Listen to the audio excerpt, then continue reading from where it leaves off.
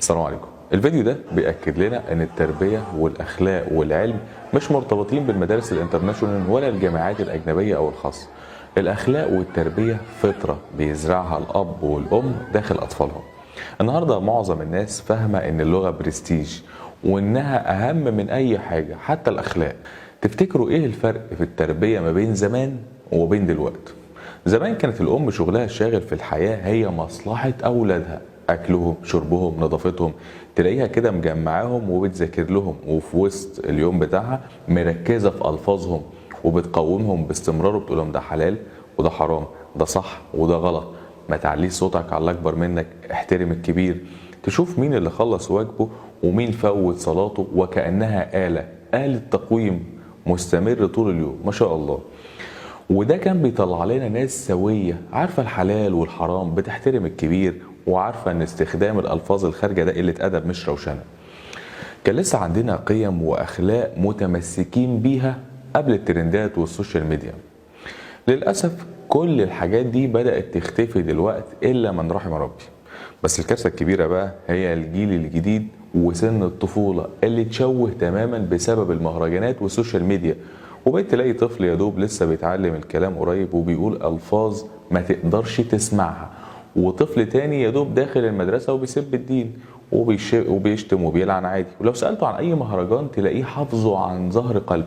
في حين انت لو طلبت من نفس الطفل يقول أي سورة قصيرة من القرآن يكاد تلاقيه مش حافظ ولا آية أصلا. تفتكروا ايه اللي وصلنا للمستوى المنحدر ده؟ وايه اللي بوظ اجيالنا واطفالنا؟ الإجابة باختصار هي إن الدور الدافئ للأم اللي أنا اتكلمت عنه في بداية الفيديو بدأ يختفي، وبقى كل هم الأم إنها تنزل زي جوزها وتشتغل وتحقق نفسها وتبني ذاتها، ولازم طبعا تعمل كيان علشان محدش من الفيمينست يقول علينا حاجة.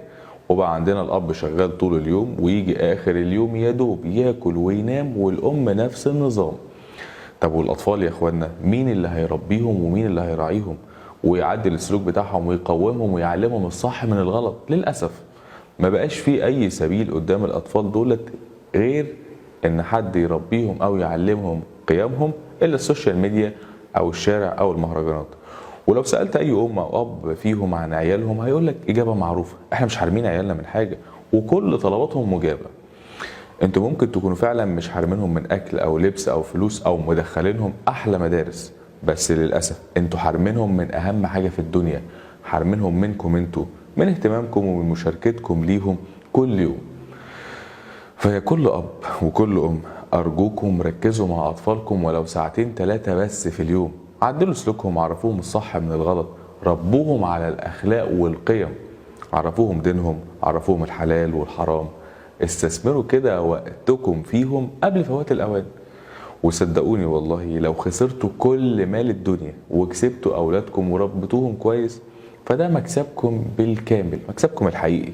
وطبعا كلامي ده مش شامل الأمهات الأبطال اللي بتتعرض لظروف تخليها تقوم بدور الأم والأب، سواء بقى كانت منفصلة أو أرملة أو ظروف جوزها يعني مش ولا بد، ومع ذلك مش بتأثر في مسؤوليتها تجاه أولادها، وبتقوم كده بتربيتهم وتقويمهم على أجمل وجه. فتحية حب وتقدير لكل أم لسه قايمة بالمهام بتاعتها على الرغم من كل الظروف اللي هي بتعانيها.